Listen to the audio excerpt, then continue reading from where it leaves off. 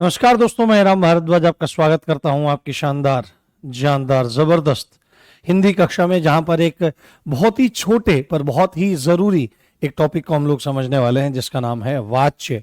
वाच्य अपने आप में बहुत जरूरी टॉपिक है। यहां से प्रश्न देखने के लिए हमको मिल जाता है और मैं बहुत प्यारे ढंग से आपको समझाने का प्रयास करूंगा, बहुत अच्छे ढंग से आपको समझाने का प्रयास करूंगा, तो आपको आराम से समझ में आ जाएगा। जी, आपका स्वागत है, आपका वंदन है, अभिनंदन है। अरुण यादव, टूर कैसा रहा सर आपका? बढ़िया, आनंदमय, बहुत बढ़िया। परसों से क्लास ले रहा हूं मैं तो। आप? हाँ, मैं तो परसों ही आ गया था। जी, गुड आफ्टरनून गाइस। हाँ, कर्तृवाच्य, कर्मवाच्य और भाववाच्य। अच्छा, कोई बात नहीं, कोई दिक्कत नहीं है, कोई दिक्कत नहीं है मोनिका जी, कोई दिक्कत नहीं है। आप आराम से धैर्य धारण करें और चीज़ों को करें। सिस्टम रिबूट हो रहा था, इसलिए बोर्ड पे ऐसे लगा हुआ नहीं मिल पाया। जी। अरे अर्जुन मुंद्रा जी, धन्यवाद आपका। पर सभी अपनी अपनी जगह बहुत अच्छे हैं, सब बड़े शानदार हैं। ठीक है, तो अगर आपकी अनुमति हो तो क्लास को शुरू किया जाए। क्लास को शुरू करते हैं और हमारा टॉपिक है वाच्य। अपने आप में अब देखो, सबसे पहले हमको समझाना है।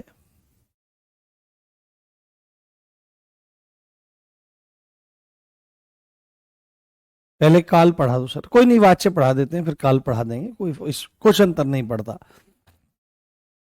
कोई दिक्कत नहीं है, कोई समस्या नहीं है। हमारा टॉपिक है वाच्य। क्या है हमारा टॉपिक? है वाच्य। वाच्य अपने आप में एक बड़ा सिंपल सा टॉपिक है। वाच्य किसे कहते हैं ये हमको थोड़ा समझना पड़ेगा, ये थोड़ा सा हमको जानने का प्रयास करना पड़ेगा। हम्म। हम्म। सर, आप शो नहीं हो रहे हो, मैं तो शो हो रहा हूँ, मेरे में क्या दिक्कत हो रही है? हाँ, ठीक है, देखो ध्यान से। तो अगर हमारे पास यहाँ पर क्या है, यहाँ पर वाच्य शब्द है, तो वाच्य अगर ये एक शब्द है तो इसका शाब्दिक अर्थ भी कुछ ना कुछ होना चाहिए। क्या होना चाहिए? इसका शाब्दिक अर्थ भी कुछ ना कुछ होना चाहिए। और वाच्य का शाब्दिक अर्थ क्या होता है? वाच्य का शाब्दिक अर्थ होता है बोलने का विषय। बोलने का विषय, बोलने का विषय, बोलने का विषय है ना, बोलने का विषय। या आप इसको कहने लगो है ना, कि जिसको आधार बनाकर बोला जाए, जिसको आधार बनाकर कुछ कहा जाता है, कुछ कहा जाता है, कुछ कहा जाता है, जिसको आधार बनाकर कुछ कहा जाता है उसको वाच्य कहा जाता है। ठीक है, उसे क्या कहते हैं? उसे वाच्य कहते हैं। तो शाब्दिक अर्थ अगर वो आपसे पूछने लगे, हाँ,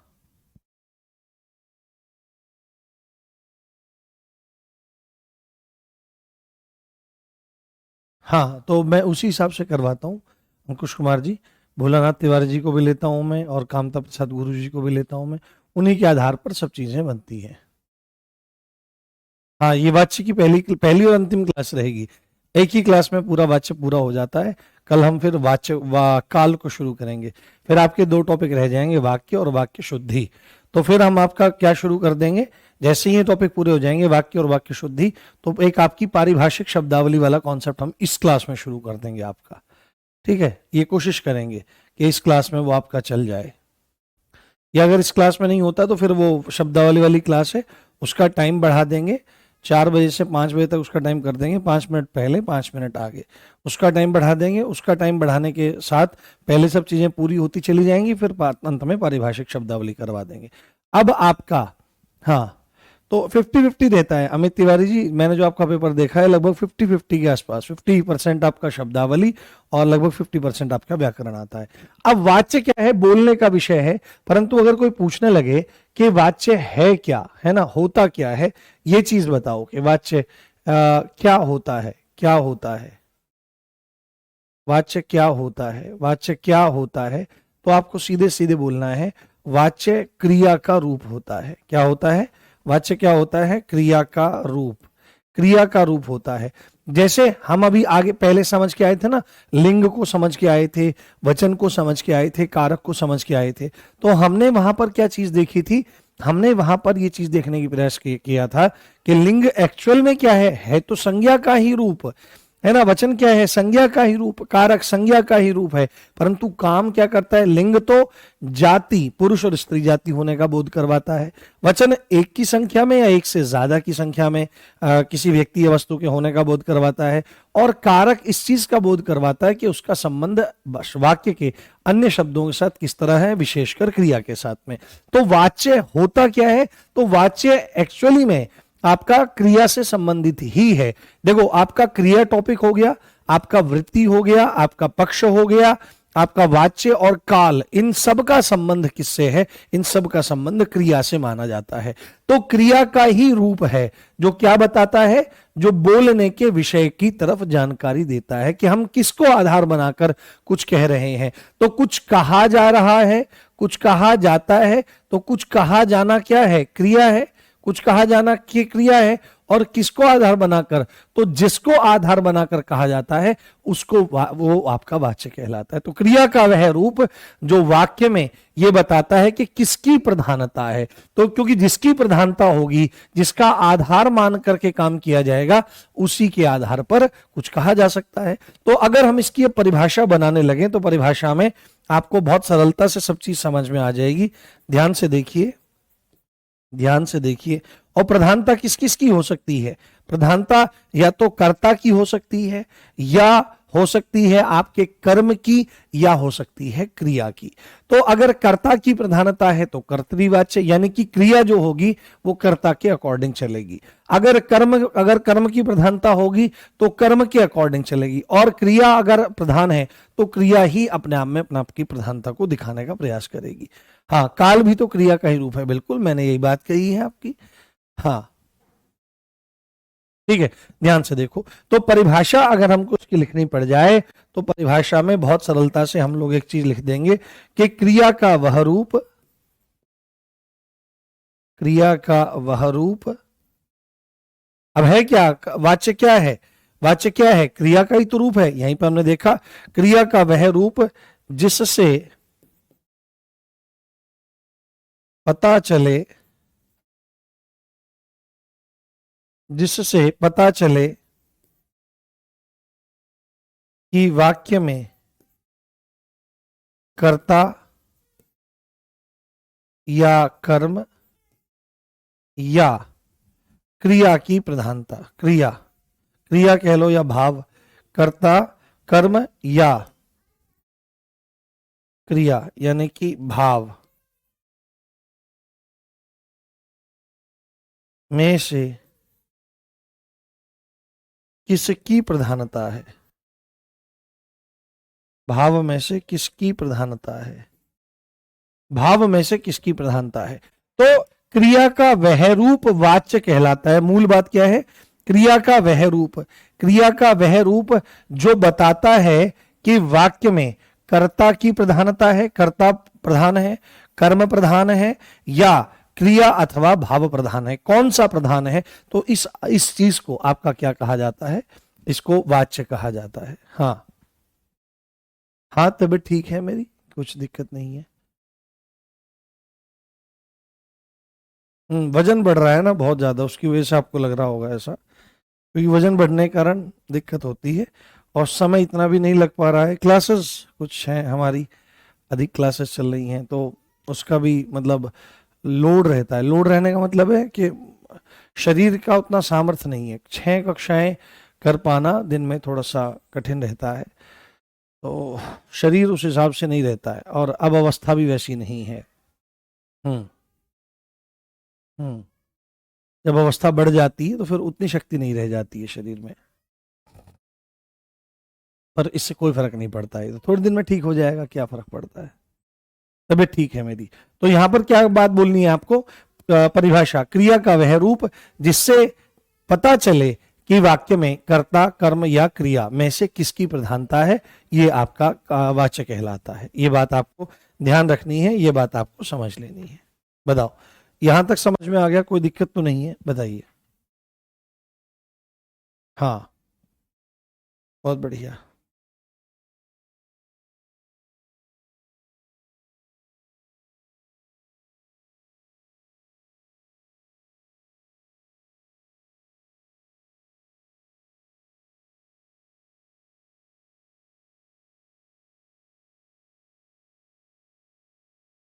हम्म।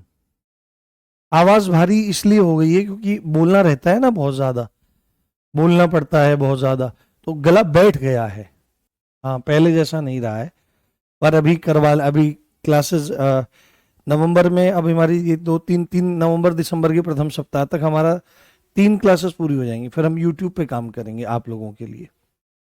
हाँ, अभी समझ में आएगा, अभी ध्यान रखना, चिंता मत करो। अब देखो ध्यान से, एक नोट यहां पर लिख लो आप, एक नोट यहां पर लिख लो आप। उस नोट से आपको बहुत अच्छे से समझ में आएगा प्रधानता कैसे पता चलती है। अब देखो, प्रधानता, प्रधानता, प्रधानता या मुख्यता, मुख्यता, एकदम से प्रश्न आएगा किसकी, एकदम से प्रश्न आएगा भाई किसकी, किसकी प्रधानता या किसकी मुख्यता, तो तुरंत हमारे पास उत्तर निकल के आएगा भाई, या तो कर्ता की प्रधानता है ना, या तो कर्ता की प्रधानता, या कर्म की प्रधानता, या क्रिया की प्रधानता, है ना, या इनकी प्रधानता। तो एकदम से पता लगेगा कि भाई कैसे पता लगेगी प्रधानता या मुख्यता, कैसे पता लगेगी, कैसे पता चलता है कि प्रधान है, कैसे पता चलेगा, कैसे पता लगेगा प्रधानता का। तो सीधे सीधे इसका उत्तर लिखना है कि वाक्य में, वाक्य में कर्ता, कर्म या क्रिया जिसकी भी प्रधानता रहती है, जिसकी भी, जिसकी भी प्रधानता रहती है, जिसकी भी प्रधानता रहती है, उसी के हिसाब से, उसी के हिसाब से लिंग, है ना, उसी के हिसाब से लिंग और क्रिया होती रहती है, उसी के हिसाब से लिंग और क्रिया में परिवर्तन आता है, लिंग और क्रिया में परिवर्तन आता है, लिंग और क्रिया में परिवर्तन आता है, लिंग और क्रिया में परिवर्तन आता है। ये बात आपको अच्छे से समझ लेनी चाहिए। भाई एक बार बताओ, जहां पर जिसका दमखम ज्यादा होगा, हाँ, हाँ, हाँ, हाँ, क्या चीज है कि जिसकी भी प्रधानता होगी, जिसका भी दमखम ज्यादा होता है। अब मान लिया अगर किसी आदमी का वर्चस्व है, प्रभुत्व तो ज्यादा बढ़ गया है किसी का, तो वो हर चीज अपने हिसाब से करना चाहता है। तो ऐसे ही अगर वाक्य में कर्ता की प्रधानता होगी तो लिंग और क्रिया आदि उसी के हिसाब से होंगे। और मूलतः आप ध्यान रखो, लिंग को भी ध्यान में मत रखो, यहां पर सीधे याद रखो क्रिया उसी के हिसाब से चलेगी।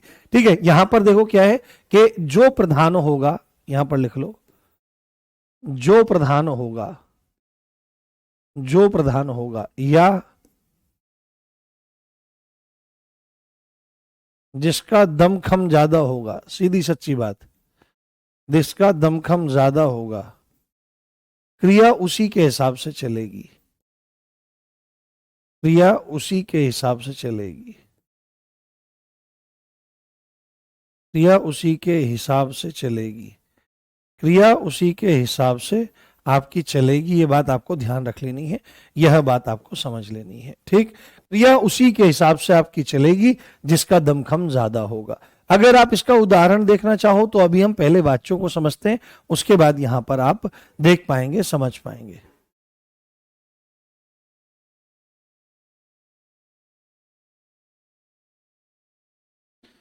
हाँ, ठीक है, तो इसका ध्यान रखो। तो अब यहां पर एक चीज आपसे पूछ सकता है, एक बात आपसे जान सकता है कि भाई वाच्य के कितने भेद होते हैं। क्या पूछ सकता है? आपसे पूछ सकता है वाच्य के भेद, वाच्य के भेद आपसे पूछ सकता है कि भाई वाच्य के कितने भेद आपके हो जाएंगे, वाच्य के कितने भेद आपके हो जाएंगे। तो आपको बोलना है कि भाई 3 की प्रधानता है, तो 3 की प्रधानता है, या तो क्रिया की प्रधानता है, या आपके कर्म की प्रधानता है, या आपके क्रिया की प्रधानता है। तो अगर कर्ता की प्रधानता होगी, अगर कर्ता, है ना, क्या है, कर्ता की प्रधानता, अगर है कर्ता की प्रधानता, अगर वाक्य में कर्ता की प्रधानता है तो आपको सीधे सीधे बात बोल लेनी है, वहां पर कर्तृवाच्य है। क्या है? कर्तृवाच्य।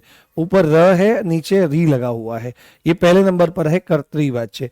अगर क्या है? अगर कर्म की प्रधानता है, किसकी? अगर कर्म की प्रधानता है, अगर कर्म की प्रधानता है तो वहां पर क्या आ जाएगा? दूसरे नंबर पर आ जाएगा आपका कर्मवाच्य, यानी कर्मवाच्य, यानी कि बोलने का विषय कर्ता है। बोल वाच्य का मतलब क्या है? बोलने का विषय। कर्ता बोलने का विषय जहां पर हो, यानी कि कर्ता की प्रधानता हो। कर्म बोलने का विषय जहां पर हो, वहां पर कर्मवाच्य। और तीसरा आपका क्या आ जाएगा? तीसरा आ जाएगा जहां क्रिया की प्रधानता हो। अरे वाह, जहां क्रिया की प्रधानता हो, जहां क्रिया की प्रधानता हो। तो क्रिया की जहां पर प्रधानता रहती है उसको क्या कह दिया जाता है? उसको कह दिया जाता है नंबर 3 भाववाच्य। क्या कह दिया जाता है? उसको भाववाच्य कह दिया जाता है। ये बात आपको अच्छे से जाननी और समझनी चाहिए। हाँ, कर्ता की पहचान कैसे होती है? बताओ, कर्ता की पहचान कैसे होती है? बताओ पूजा, आप बताओ, आपने प्रश्न किया है, आप ही बताओ कर्ता की पहचान कैसे है? हाँ, कर्ता की पहचान कैसे होती है? क्रिया को करने वाला ही कर्ता होता है, ये हमने पढ़ा था नहीं कारकों में। और एक पहचान कैसे हो सकती है? उसके साथ चलने वाली विभक्ति को भी देखा जा सकता है। इसको भी आप ध्यान रखें, इसको भी आप समझ करके चलें। तो कर्ता की प्रधानता वाला कर्तृवाच्य, कर्म की प्रधानता वाला कर्मवाच्य और क्रिया की प्रधानता वाला भाववाच्य कहलाता है। आइए अब एक एक करके समझना शुरू करते हैं कि कर्तृवाच्य क्या होता है और कैसे कैसे इसके उदाहरण आपके बनते हैं। नंबर पहला, कर्तृवाच्य। कर्तृवाच्य, तो कर्तृ मतलब यहां पर सीधे सीधे कर्तृ से मतलब कर्ता से है ना? कर्ता से है। और वाच्य मतलब बोलने का विषय। वाच्य मतलब बोलने का विषय, बोलने का विषय, बोलने का विषय। तो अगर इसके शाब्दिक अर्थ की चर्चा करें तो जहां बोलने का विषय, बोलने का विषय, जहां बोलने का विषय या आधार कौन हो? कर्ता हो। जहां बोलने का विषय या आधार कर्ता होता है, कर्ता होता है, जहां बोलने का विषय या आधार कर्ता होता है। या यहां पर एक पॉइंट आप और लिख सकते हो यहीं से निकाल करके कि जहां क्रिया, जहां क्रिया कर्ता के अनुसार चलती है, जहां क्रिया कर्ता के अनुसार चलती है, जहां क्रिया कर्ता के अनुसार चलती है, जहां क्रिया कर्ता के अनुसार चलती है उसको क्या कहते हैं? वहां पर कर्तृवाच्य होता है। और अगर इसकी एक औपचारिक परिभाषा अगर हमको लिखनी पड़ जाए, अगर इसकी एक औपचारिक परिभाषा हमको यहां पर लिखनी पड़ जाए तो यहां पर स्थिति बहुत अलग हो जाएगी। परंतु परिभाषा लिखने से पहले हम लोग क्या काम करेंगे? हम लोग उदाहरण लिखेंगे जिससे ये बातें दोनों स्पष्ट हो जाएं कि कर्तृवाच्य, कर्तृ मतलब कर्ता है ना, और वाच्य मतलब बोलने का विषय, यानी कि जहां पर बोलने का विषय यानी बोलने का आधार क्या हो? कर्ता हो। यानी कि इसका मतलब क्या है? जहां क्रिया कर्ता के अनुसार चलती है। जैसे आप यहां पर देखो, जैसे हम यहां पर लिखें आपका राम सिंह, राम सिंह, हमारी कक्षा में राम सिंह जी हैं। राम सिंह हिंदी को बहुत दिल से पढ़ता है। ठीक है, दिल से पढ़ता है, दिल से पढ़ता है, दिल से पढ़ता है। तो अब आप देखो यहां पर क्या चीज है। अब आप तुरंत यहां पर देखने का प्रयास करो, अब आप तुरंत देखने का प्रयास करो यहां पर कि यहां पर पढ़ता है, ये क्या है? ये क्रिया है। ये क्या है? ये क्रिया है। तो यहां पर ये क्रिया है। अब आप मुझे पूरे वाक्य को देख करके बताओ, अब आप इस पूरे वाक्य को देख करके बताओ कि पढ़ता है क्रिया जो है ये किसको आधार बना करके कही जा रही है? कौन पढ़ता है? तो आप देखो यहां पर कौन पढ़ता है, तो आपको पता है कि कर्ता का पता कैसे लगाते हैं? क्रिया के साथ में कौन लगाकर, कौन लगाकर जो उत्तर मिलता है वो कर्ता आपका होता है। ये भी एक तरीका होता है। कारक इसलिए तो पढ़ा के आया हूं मैं आपको। तो देखो यहां पर एकदम से आएगा कि क्रिया से पहले कौन लगाओ, पढ़ता है, कौन पढ़ता है, तो राम सिंह पढ़ता है। तो पढ़ने का जो काम कर रहा है वह राम सिंह कर रहा है, और राम सिंह के अनुसार क्रिया अपना रूप बदल रही है। क्रिया का रूप ही तो वाच्य है, ये ही तो वाच्य है। और ये किसके अकॉर्डिंग है? अगर ये कर्ता के अकॉर्डिंग है तो ये कर्तृवाच्य आपका कहलाएगा। दैट्स ऑल, बात खत्म हुई इसमें। तो अगर और एग्जाम्पल देखना चाहो आपको, जैसे यहां पर एक एग्जाम्पल लो, जैसे कि रश्मि खाना पकाती है, रश्मि खाना पकाती है, रश्मि खाना पकाती है। जैसे इसमें हम लिखें इसमें कि सूर्य पश्चिम में ढलता है, तो मुझे एक बात बताओ कि इस वाले में और इस वाले में कौन सा वाच्य है, दूसरे और तीसरे में कौन सा वाच्य है? अच्छा ठीक है राम सिंह जी, बहुत बढ़िया, आपका नाम सब ले रहे हैं, आपका नाम सब ले रहे हैं। हम्म,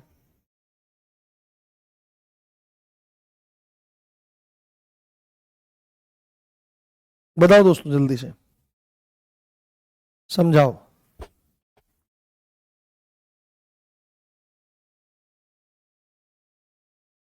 हाँ, बताइए।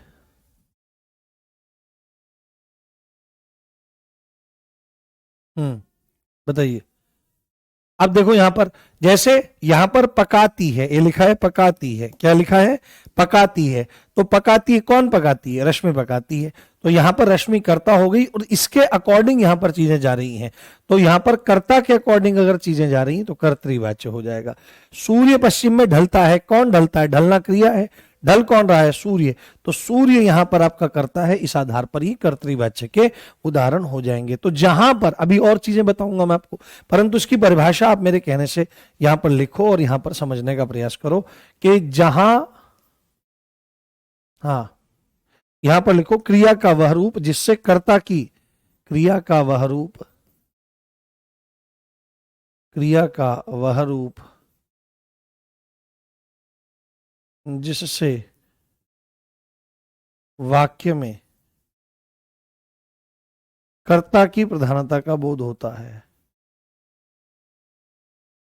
कर्ता की प्रधानता का बोध होता है, जिससे वाक्य में कर्ता की प्रधानता का बोध होता है, उसको कर्तृवाच्य कहा जाता है। ये चीज आपको ध्यान से देखनी है और ध्यान से पढ़नी है। अब देखो यहां पर, अब एक चीज देखने का प्रयास करना, एक एग्जाम्पल मैं यहां पर और दूंगा, एक एग्जाम्पल मैं यहां पर आपको और दूंगा। जैसे पक्षी उड़ते हैं, जैसे पक्षी उड़ते हैं, तो आप देखो यहां पर उड़ना है और उड़ते हैं, तो क्रिया किसके हिसाब से? पक्षी के हिसाब से। पक्षी क्या हो गए? कर्ता हो गए। आप एक चीज नोटिस यहां पर कर रहे होंगे कर्तृवाच्य में, हाँ, कर्तृवाच्य में आप एक चीज नोटिस कर रहे होंगे कि कर्तृवाच्य में सकर्मक और अकर्मक क्रिया दोनों की दोनों है। जैसे राम सिंह हिंदी को बहुत दिल से पढ़ता है, तो क्या पढ़ता है? तो क्या और किसको का जवाब जहां पर मिलता है वो कर्मवाच्य होता है, जिस पर फल पड़ता है क्रिया का वह कर्म होता है। तो देखो यहां पर आपका जो क्रिया है, अब यहां पर पूरा का क्रिया है तो किसके हिसाब से? कर्ता के हिसाब से, परंतु क्रिया दोनों तरह की है। हिंदी है, कर्म उपस्थित है, यानी कि कर्म आपका क्या है? सकर्मक क्रिया हो गई, नहीं हो गई? सकर्मक क्रिया, जहां पर कर्म उपस्थित होता है वो सकर्मक क्रिया होती है। रश्मि खाना पकाती है, क्या पकाती है? खाना पकाती है, तो खाना कर्म है, कर्म उपस्थित हो गया। सूर्य पश्चिम में ढलता है, तो यहां पर देखो सूर्य ढलता है, तो ढलने का असर सीधे सूर्य पर जा रहा है और कहीं पर नहीं जा रहा है, तो ये अकर्मक क्रिया है। क्या है? ये अकर्मक क्रिया है।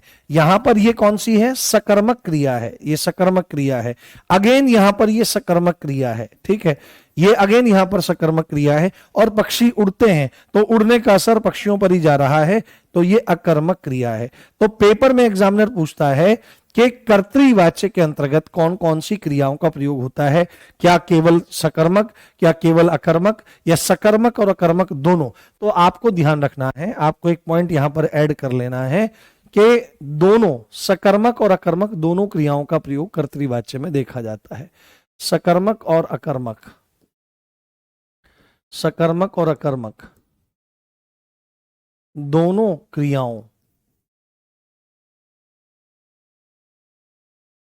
का प्रयोग होता है, दोनों क्रियाओं का प्रयोग कर्तृवाच्य में होता है। प्रधानता किसकी रहती है? कर्ता की रहती है, परंतु वहां पर सकर्मक और अकर्मक दोनों क्रियाएं उपस्थित देखने को मिलती हैं। उसको आप यहां पर क्या कहते हैं? उसको कर्तृवाच्य कह सकते हैं। बोलो बात समझ में आई?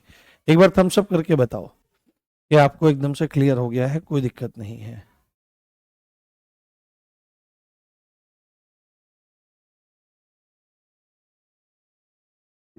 हाँ, अकृतवाच्य क्या होता है? अकृतवाच्य के संदर्भ में प्रश्न बहुत ज्यादा नहीं आते हैं,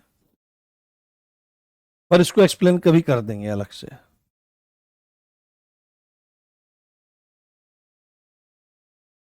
बताओ, समझ में आ गया? कर्तृवाच्य मूल बात क्या है?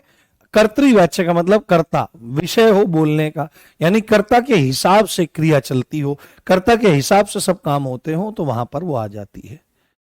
चलो बहुत बढ़िया, डन डन डन, ठीक है, बहुत बढ़िया, ठीक है। तो कर्ता की प्रधानता होवे, और वो पता किससे लगेगा? क्रिया के रूप से पता लग जाएगा, देखकर, क्रिया को देखकर लग जाएगा। अब हमारा दूसरा कौन सा आ जाएगा? अब हमारा दूसरा आ जाएगा कर्मवाच्य। अब हमारा दूसरा नंबर पर कौन सा आ जाएगा? कर्मवाच्य। कर्मवाच्य, कर्मवाच्य। तो कर्मवाच्य को भी इसी तरह से एक्सप्लेन हम लोग करेंगे।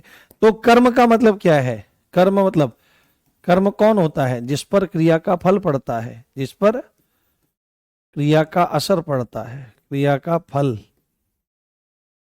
या असर पड़े। और वाच्य मतलब क्या है? बोलने का विषय, बोलने का विषय, बोलने का विषय, बोलने का विषय है। तो हमारा कर्म वाच्य जो है उसको क्या कहा जाएगा? जहां बोलने का विषय, जहां बोलने का विषय यानी कि आधार कर्म होता है, आधार कर्म होता है, जहां बोलने का विषय या आधार कर्म होता है, या अगर आप एक सिंपल वे में चीजों को लिखना चाहें, जहां क्रिया कर्म के आधार पर, आधार पर अपना रूप बदलती है। जैसे वही लैंग्वेज यूज कर लेते हैं, जहां क्रिया कर्ता के अनुसार चलती है, तो जहां क्रिया कर्म के अनुसार चलती है, कर्म के अनुसार चलती है, कर्म के अनुसार, कर्म के अनुसार चलती है, जहां क्रिया कर्म के अनुसार चलती है, जहां क्रिया कर्म के अनुसार चलेगी, वहां पर आपका क्या आ जाएगा? वहां पर आपका कर्मवाच्य आ जाएगा। परिभाषा अगर लिखना चाहो तो परिभाषा में इसमें सीधे सीधे लिख सकते हैं कि क्रिया का वह रूप, क्रिया का वह रूप जिससे वाक्य में, जिससे वाक्य में, जिससे वाक्य में, क्रिया का वह रूप जिससे वाक्य में, जिससे वाक्य में कर्म की प्रधानता का पता चलता है, कर्म की प्रधानता का पता चलता है, कर्म की प्रधानता का पता चलता है, उसको क्या कहा जाता है? उसको कर्मवाच्य कहा जाता है। जैसे आप उदाहरण देखो, है ना, जैसे आप उदाहरण देखो, बहुत सरलता से उदाहरण आपको समझ में आ जाएंगे। जैसे हमने एक उदाहरण लिया था अभी कर्मवाच्य में कि रश्मि खाना बनाती है या रश्मि खाना पकाती है, ये हमने एग्जाम्पल लिया, रश्मि खाना पकाती है। अगर हम यहां पर लिखें कि रश्मि के द्वारा, रश्मि के द्वारा खाना पकाया जा रहा है, खाना पकाया जा रहा है, खाना पकाया जा रहा है। अगर हम एक एग्जाम्पल लें तो अब आप स्पष्ट रूप से देख सकते हो, अब आप स्पष्ट रूप से देख सकते हो कि पकाया जा रहा है, ये पूरा का पूरा क्या है? ये क्रिया है, ये क्रिया का रूप है। परंतु यहां पर क्या है? पकाया क्या जा रहा है? तो पकाया खाना जा रहा है, ये कर्म आपका है ही है।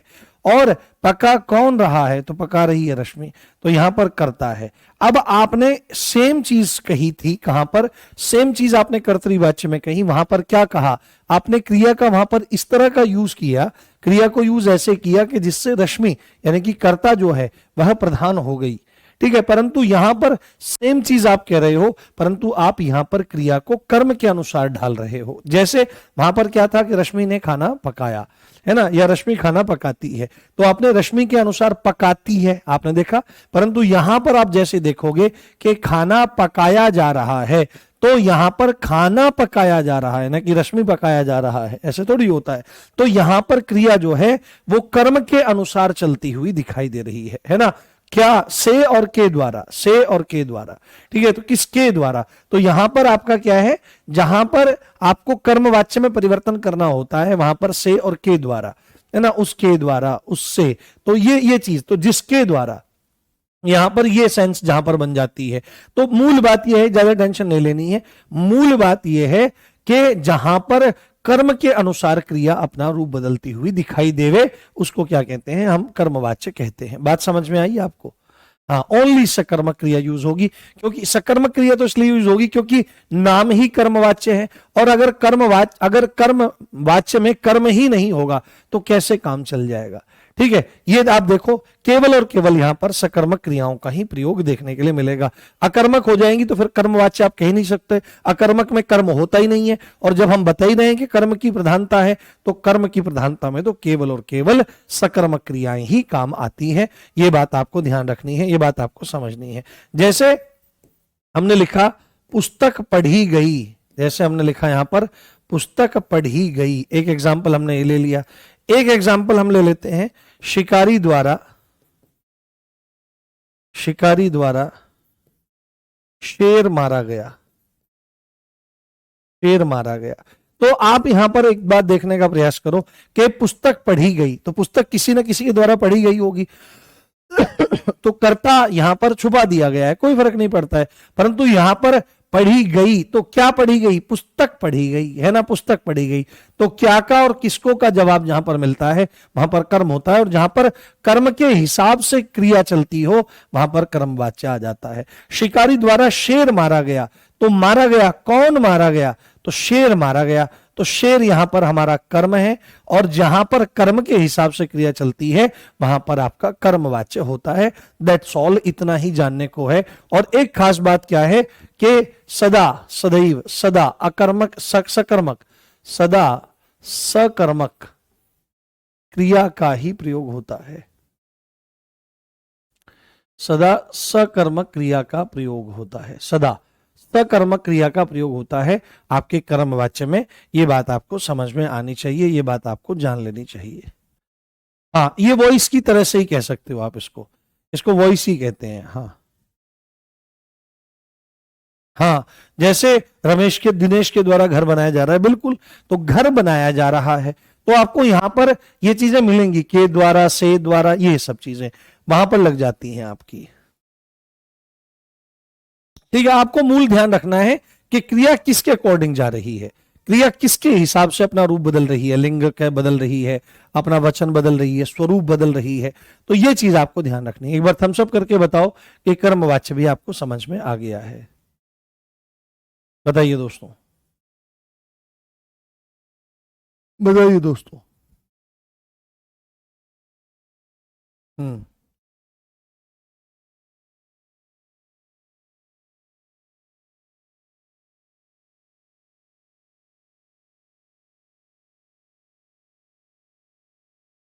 हाँ, पत्थर टूट गए, बिल्कुल राम सिंह जी, बिल्कुल ठीक है, पत्थर टूट गए।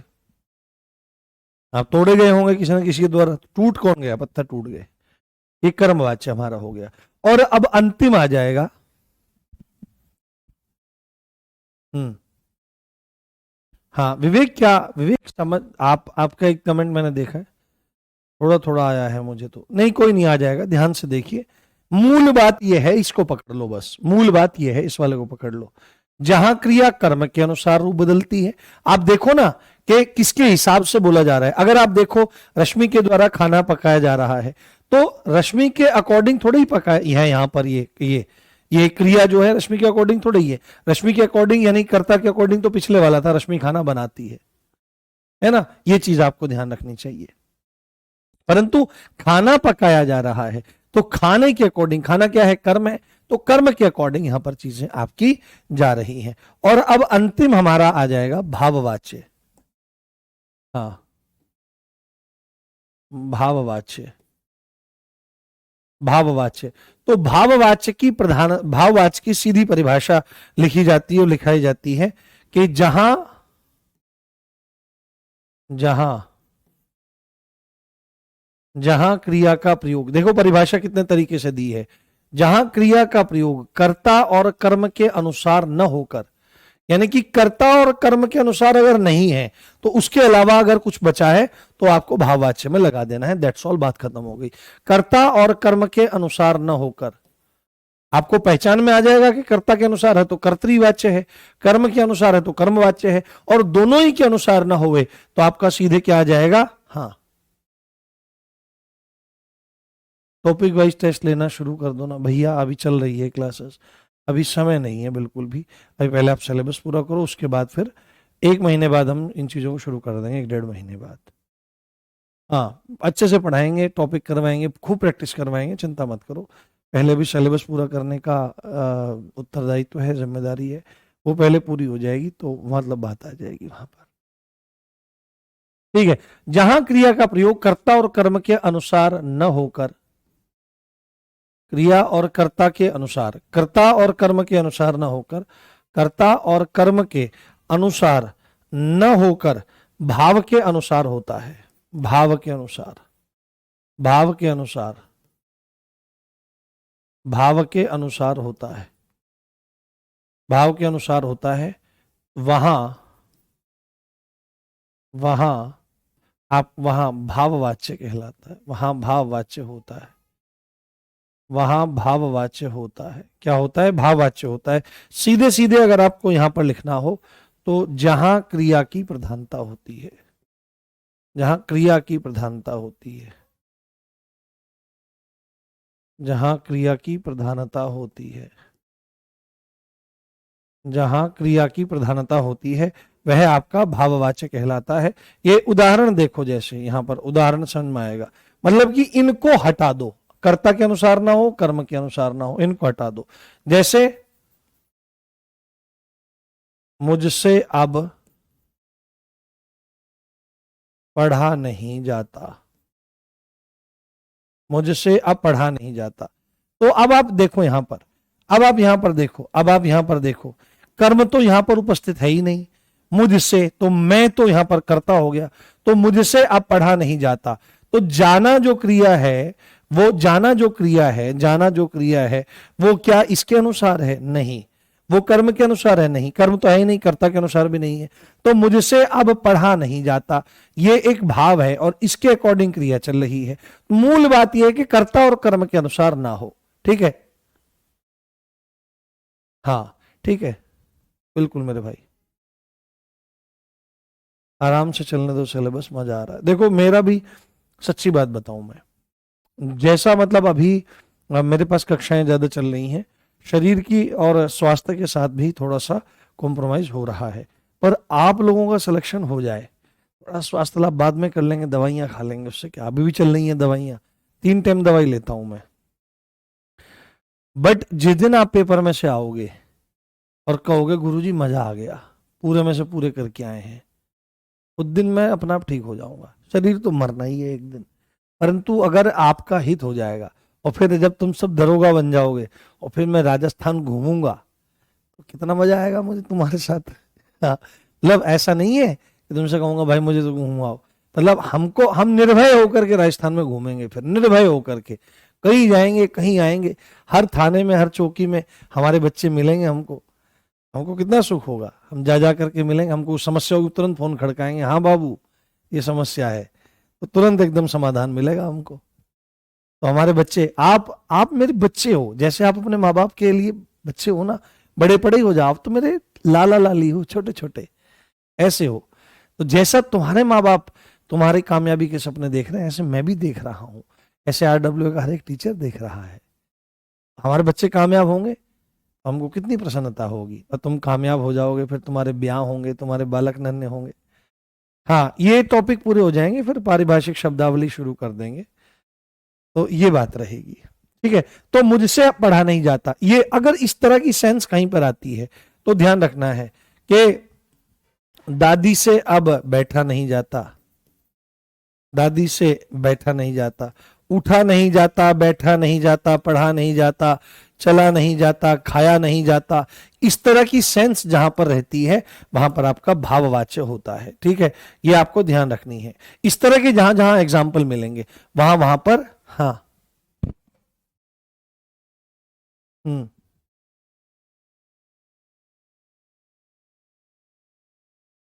बिल्कुल बिल्कुल बेटे, बिल्कुल। हाँ, आप तो मेरे बच्चे बच्चे हो, आप तो मेरे। हो सकता है आपकी आयु में हमारी आयु में ज्यादा अंतर ना हो, आपको मेरी आयु बहुत ज्यादा लगती होगी, पर बहुत ज्यादा आयु मेरी नहीं है। आप, हाँ, आपसे अधिक से अधिक 4 साल का, 5 साल का अंतर हो सकता है। अगर आप 23 में हैं, 24 में हैं, तो 4-5 साल का अंतर आपसे हो सकता है, इससे ज्यादा अंतर नहीं है। पर क्या रहता है ना कि जब पढ़ते पढ़ाते रहते हैं ना, तो चेहरे पर एक गंभीरता आ जाती है, एक वयस्कता आ जाती है, एक मेच्योरिटी आ जाती है, उससे आयु बहुत ज्यादा दिखाई देती है। ऊपर से स्वास्थ्य का ध्यान ना रखा जाए और शरीर में मोटापा बढ़ जाए तो फिर आयु बहुत ज्यादा दिखाई देती है, ऐसी स्थिति है। आप देखो, मैं आपको दिखाऊंगा, अब आप देखो वो इकोनॉमी वाले विनय सर, आपको देखो, ऐसा लगता है कि हमको देखो ऐसा लगता है कि बड़ी उम्र है, ज्यादा ज्यादा उम्र है, पर नहीं। उसका कारण ये है कि हम अभी पूरे दिन पढ़ाते हैं और कोई ऐब रहता नहीं है, शराब का, गुटखों का, बीड़ियों का, तंबाकू का कुछ नहीं रहता है। तो फिर हमको जीवन जीने के लिए दो ही सहारे दिखते हैं, एक तो पढ़ना पढ़ाना, और फिर एक खाना, बढ़िया अच्छा खाना मिले। जब वो खाना मिलता है टूट पड़ते हैं कि वही इसमें सुख मिलता है। हाँ रिंकू, वो तो मजाक थी, 50 साल पहले, वो तो तफरी थी। वो होगा कुछ साल पहले का फोटो होगा, तब तब वो मुझे लगता है, हो सकता है 2017 के आसपास का फोटो, 18 के आसपास का फोटो है वो, 2018 का। ठीक है, तो ये इस तरह से कहीं पे मिलेगा तो एग्जाम्पल आपको क्या मानना है कि आपको ये कर्तरी, ये एक भाववाच्य है कि रोहन से अब दौड़ा नहीं जाता, दौड़ा नहीं जाता।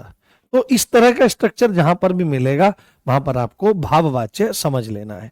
और भाववाच्य में हमेशा एक चीज ध्यान रखनी है कि यहां पर अकर्मक क्रिया का प्रयोग होता है, सदैव अकर्मक, कर्म उपस्थित नहीं रहता है, सदैव अकर्मक क्रियाएं रहती हैं, अकर्मक क्रियाएं, सदैव अकर्मक क्रियाओं का प्रयोग, सदैव अकर्मक क्रियाओं का प्रयोग रहता है, ठीक है। ये आपको ध्यान रखना है, ये वाच्य है आपका, बस इतनी सी बात है, इससे क्या, इसमें क्या मुश्किल है।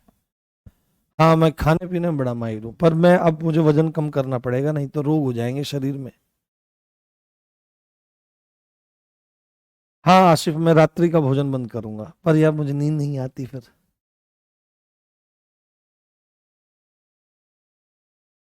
अभी वजन कम करेंगे, फिर देखना तुम्हारे जैसे फिर क्लीन शेव करा लेंगे, मेरे को क्लीन शेव भी अच्छी लगती है। दाढ़ी वाड़ी करूँ, मेरे को पूरी आती नहीं ना, भर के नहीं आती है पूरी, तो थोड़ी बहुत आती है। तो क्लीन वजन कम करा लेंगे, 20-25 किलो वजन कम हो जाएगा, फिर क्लीन शेव कराएंगे बिल्कुल, फिर देखना आप लोग। हम्म मेरी तो सर 75 है, तो लगता नहीं। तुम भी मेरी तो तफरी में आ गए। चलो, बहुत बढ़िया, ठीक है, समझ में आ गया वाच्य, कोई दिक्कत नहीं, वाच्य समझ में आ गया। हाँ, मेरे ब्याह के पीछे पड़ जाया करो तुम।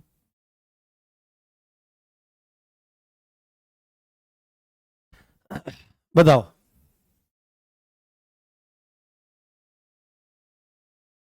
हाँ, टीकम जी, बिल्कुल खाने। मेरा वो दाल बाटी चूरमा रह गया, मैं राजस्थान गया था, मेरे को कहीं ऐसा स्पोर्ट ही नहीं दिखा, मेरे को कहीं कोई ऐसा स्पोर्ट ही नहीं दिखा जहाँ पे दाल बाटी चूरमा गाना है। हाँ नहीं, वजन कम हो जाएगा, फिर देखना कैसी चेहरे पे चमक भी आ जाएगी। ठीक है, चलिए, तो ठीक है, मिलते हैं अभी 4:15 बजे, फिर आगे चलाएंगे, और संभवतः 1-2 दिन में पर्यायवाची भी पूरे हो जाएंगे। बिल्कुल, आयु हमारी कितने भी हो, पर आपके लिए तो हम गुरु, गुरु जो होता है वह पिता तुल्य ही होता है।